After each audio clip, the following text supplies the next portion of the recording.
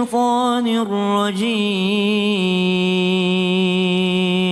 الله بسم الله الرحمن الرحيم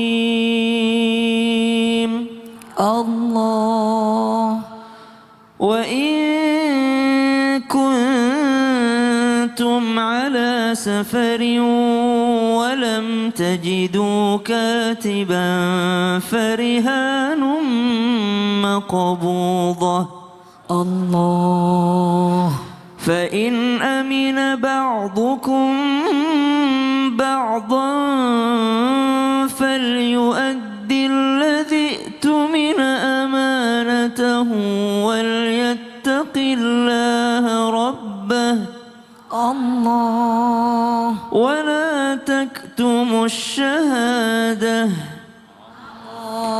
ومن يكتمها فإنه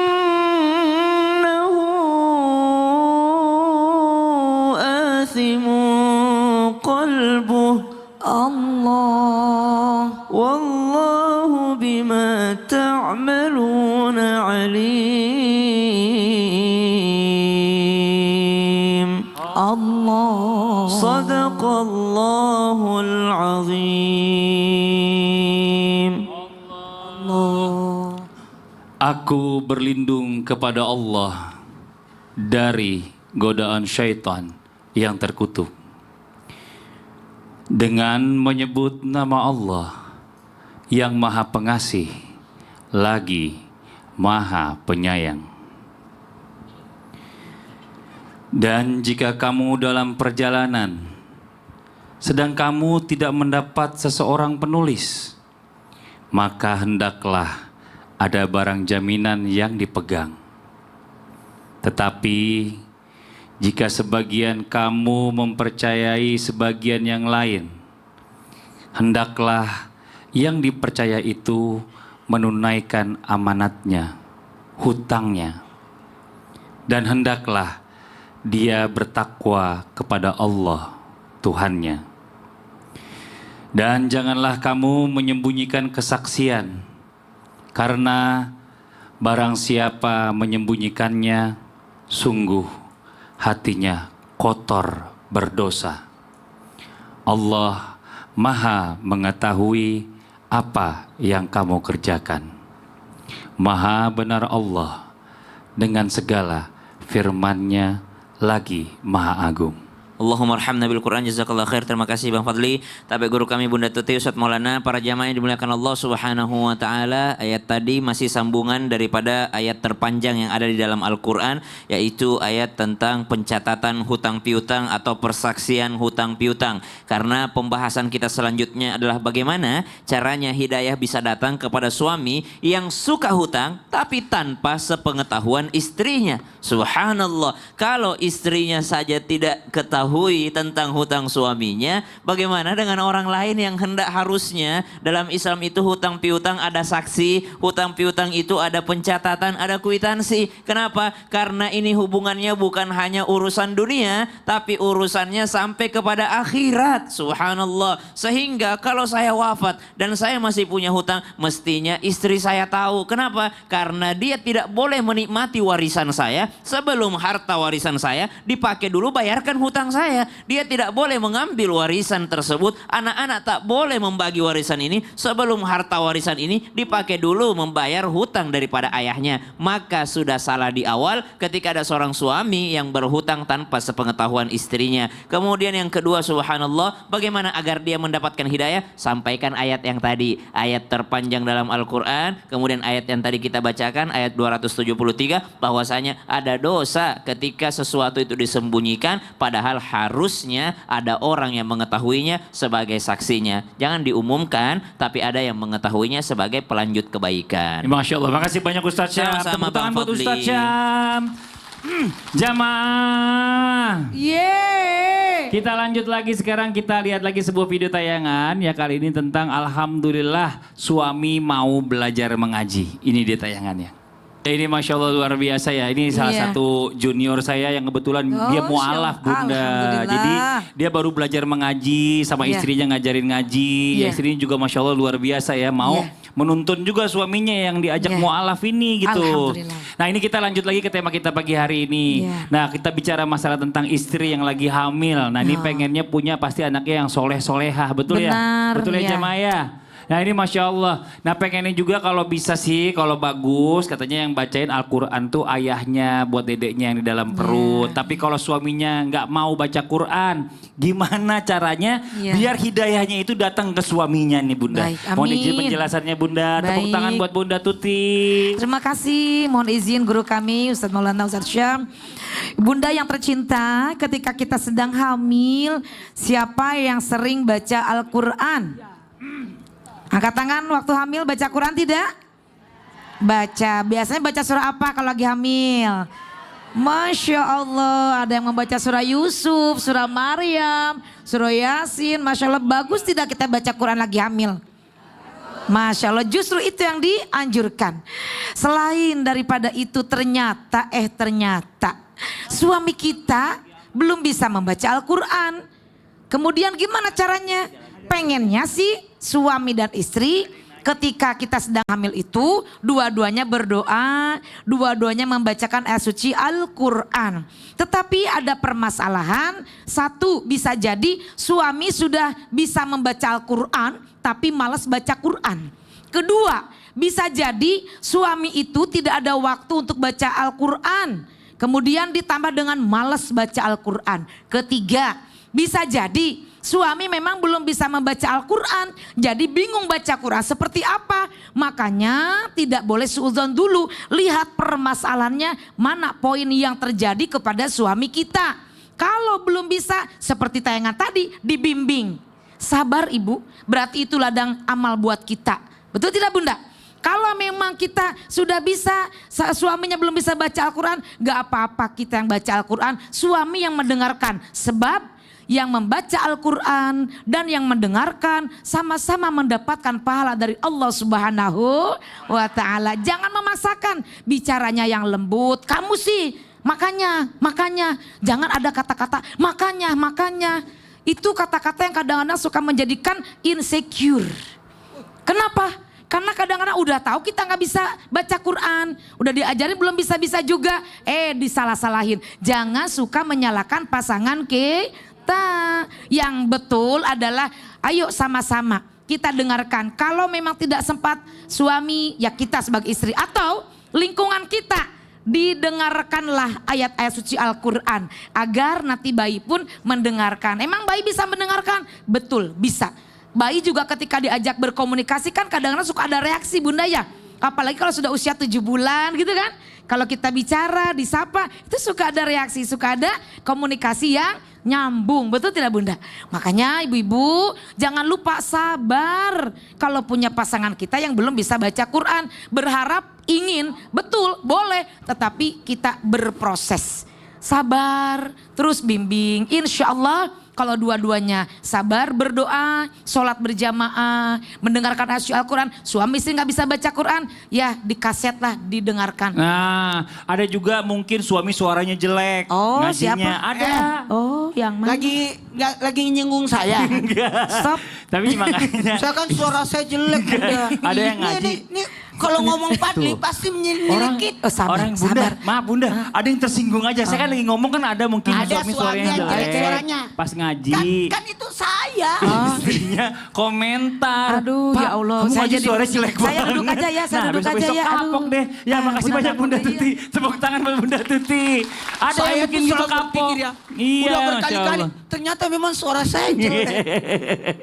Punya murid bagus suaranya Ustadz Syam. Masya Allah, kita lanjut Ustadz. Waktunya kita memberikan kesempatan Ustadz Maulana yang bertanya. Kalau Ya, gitu karena kita masuk di ke segmen Ustadz bertanya.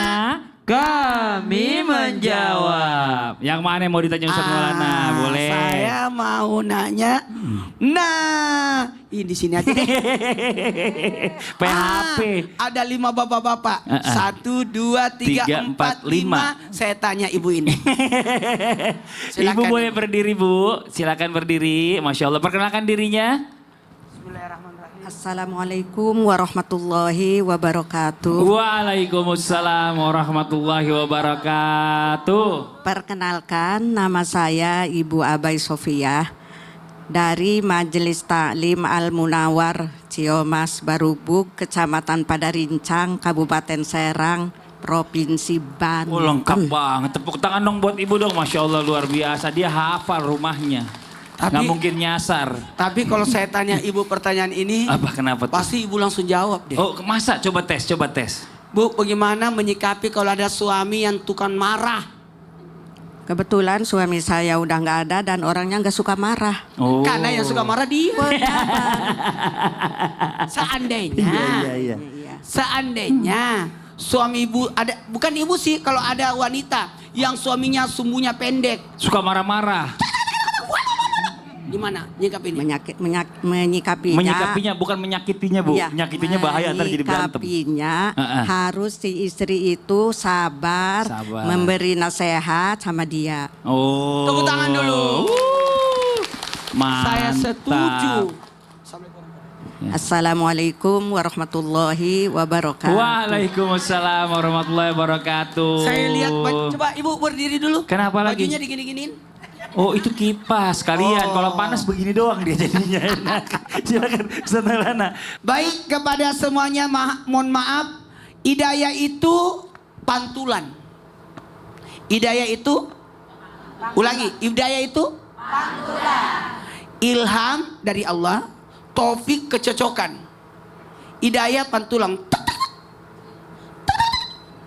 Ternyata ada orang dapat hidayah dari suami yang tukang marah atau istri yang tukang marah.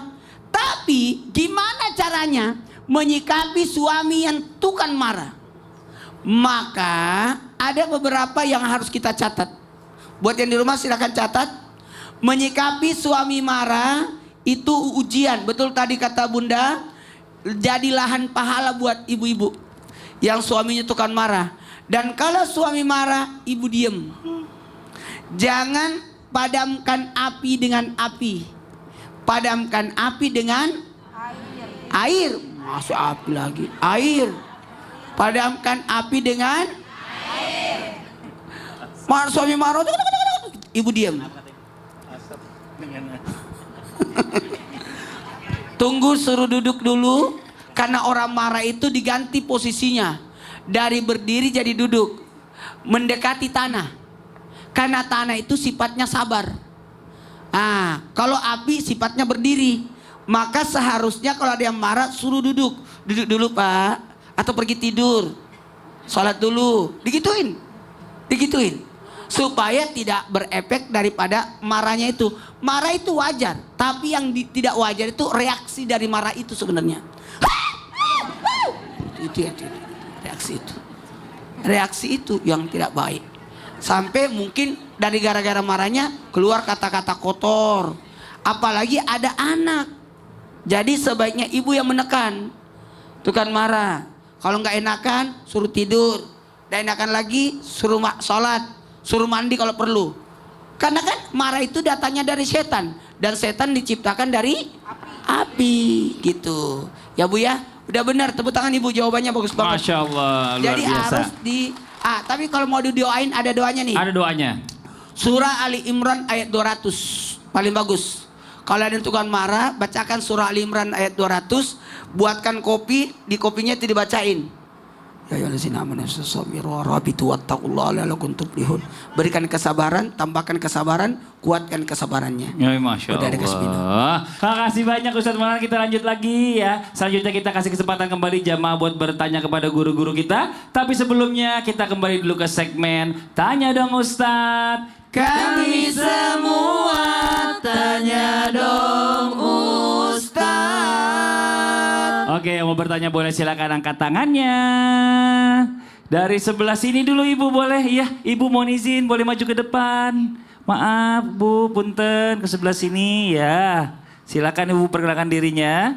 Assalamualaikum warahmatullahi wabarakatuh. Waalaikumsalam warahmatullahi wabarakatuh. Nama saya Ibu Edah dari Majelis Taklim Baitul Mutakin Kalisala Kebasan Banyumas. Tepuk tangan buat Ibu Eda. Mau tanya sama siapa Saya mau Ibu? bertanya kepada Ustadz Sam. Ustadz Syam boleh, Ustadz Syam. Nggih. Iya. Nggih. Ustadz Tuh. Sam, saya mau bertanya. Iya. Nggih, Bu. Bagaimana cara menyikapi suami yang suka dolim kepada istrinya? Contoh. Contohnya kesalahan dia sendiri dilimpahkan kepada istrinya. Dia yang salah. Dia yang salah akhirnya menjelekkan keluarga istrinya dan istrinya semuanya Subhanallah. dijelek-jelek. Padahal itu kesalahan dia sendiri. Subhanallah. Bagaimana cara menyikapinya? Mana orangnya itu? Mana Belum orangnya? Mana? selesai, belum selesai. Jadi itu aja Ibu. Apalagi zaman sekarang banyak sosial media, dia curhat tentang istrinya atau mungkin suaminya dijelek-jelekin di sosial media. Itu namanya apa ya? Apa Plain tuh? pitting. Apa? Playing victim, Iya. playing victim, playing victim. Plenipitin. Iya, Ibu makasih Ibu itu Terima aja kasih, ya. sekian dari saya. Wassalamualaikum Matur warahmatullahi wabarakatuh. suwun. Waalaikumsalam warahmatullahi wabarakatuh. Tepuk tangan sekali lagi dong buat ibunya. Silakan dijawab Ustaz Baik Syah. guruku Ustaz Maulana, Bunda Tuti, Mas Fadli, para alim ulama yang dimuliakan Allah Subhanahu wa taala. Ada seorang orang yang suka menasehati pernikahan itu, ahli pernikahan menyebutkan bahwasanya hampir 100% pernikahan itu berawal dari penghinaan. Jadi penghinaan, meremehkan pasangan, makanya begitu sempurnanya ajaran Islam bahwa pernikahan itu mesti sekufu. Sekufu baik dalam bidang ekonomi, pendidikan, dan apapun itu semakin sekufu, semakin langgeng pernikahan itu. Karena betapa banyak pernikahan yang gagal itu disebabkan karena si suami meremehkan istrinya, atau sebaliknya karena gaji istrinya lebih besar, akhirnya dia remehkan suaminya. Ini paling banyak yang menyebabkan seseorang berpisah dalam pernikahannya, subhanallah. Maka kalau dikatakan ada suami menghina istrinya, ini adalah kezaliman yang sangat besar. Kenapa? Karena hubungan suami dengan istri itu bukan hanya hubungan dia berdua, tapi ada hubungan dengan Allah Subhanahu wa taala. Maka bagaimana seorang istri menyikapi ketika ada seorang suami yang hobinya menyakiti istri, nyebarin aib istrinya? Yang pertama, jangan pernah membalas keburukan dengan keburukan. Kenapa? Banyak ayat dalam Al-Quran itu selalu kembali kepada diri kita. La in syakartum la azidannakum. Itu kembali pada kita. Kalau kau bersyukur, ya balik lagi ke kamu, ditambahkan untukmu. In ahsantum li anfusikum. Kebaikan itu ya balik lagi kepada dirimu. Jadi kalau ada suami berbuat buruk kepada istrinya, maka usahakan istrinya bersabar dengan cara apa? Terus dia berbuat baik dan dia tidak membalas apa yang dilakukan daripada suaminya dengan cara yang sama, tapi balaslah dia dengan kebaikan. Suaminya suka nyebarin aib, istrinya tetap diam. Suaminya nyebarin aib, istrinya tetap diam.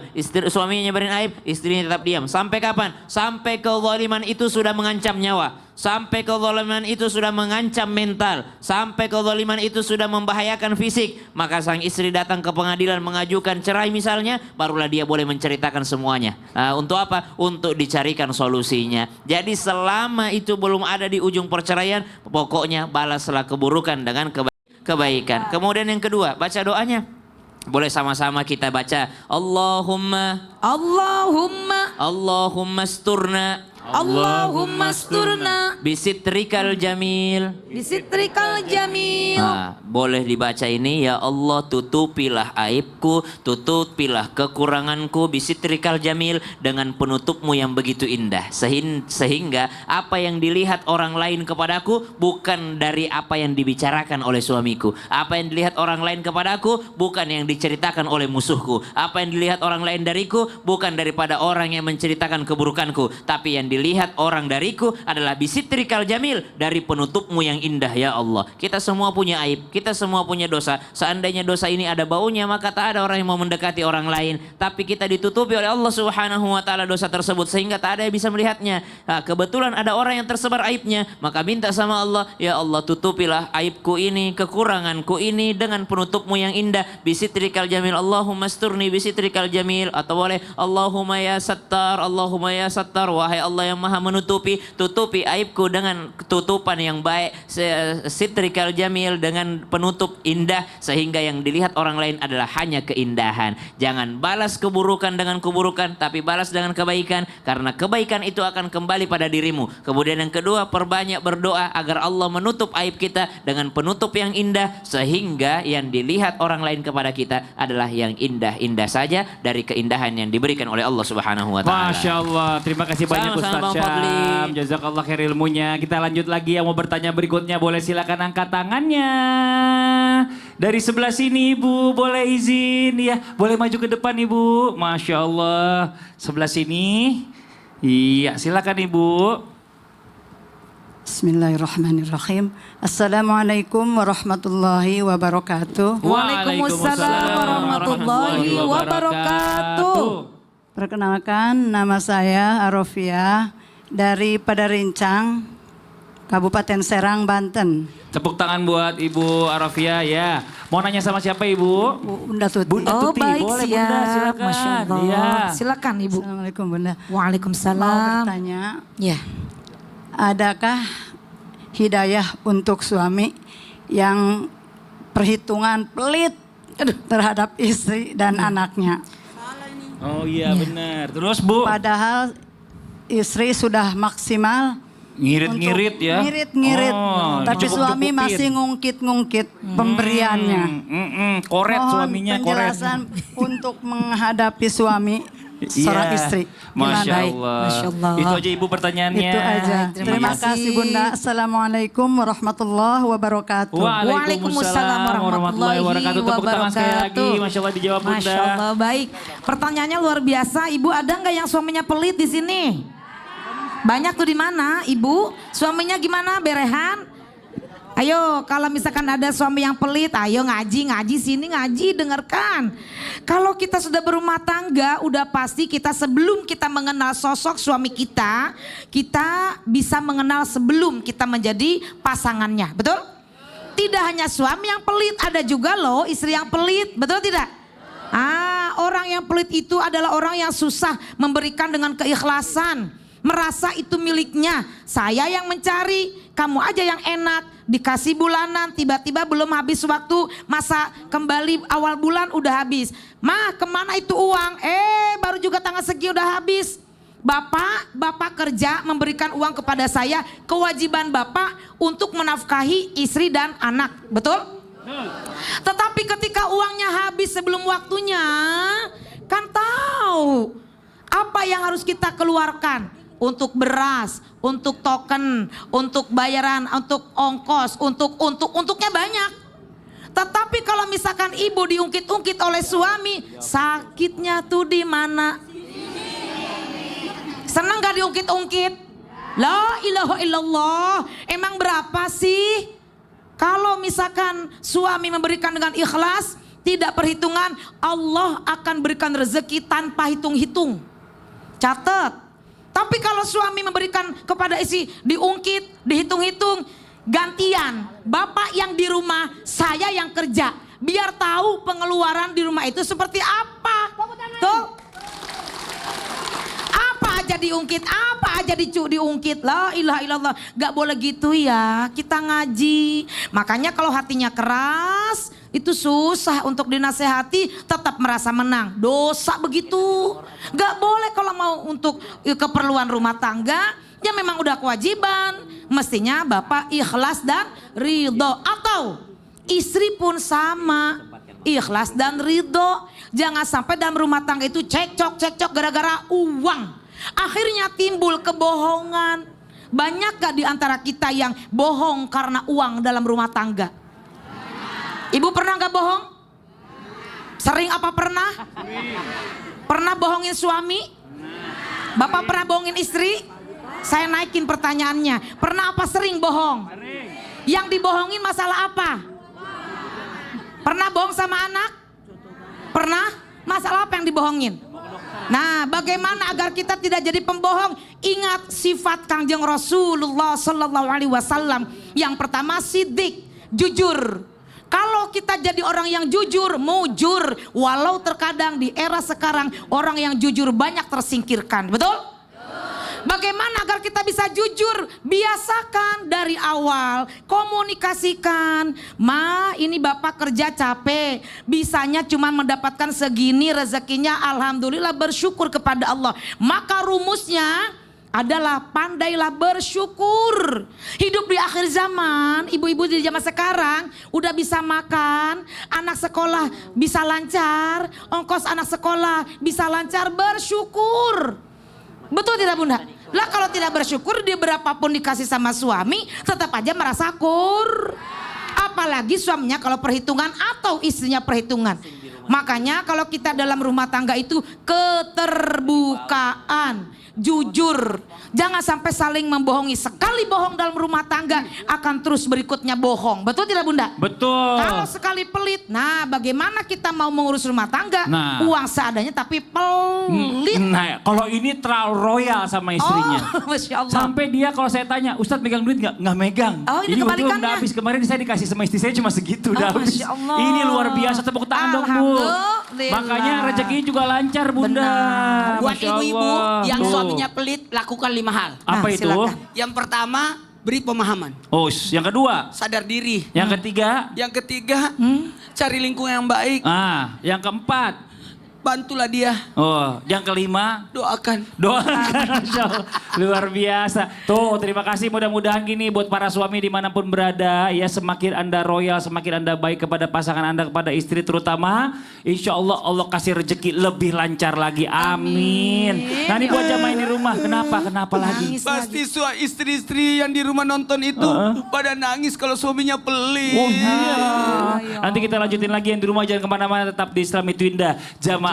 Oh jamaah. Alhamdulillah.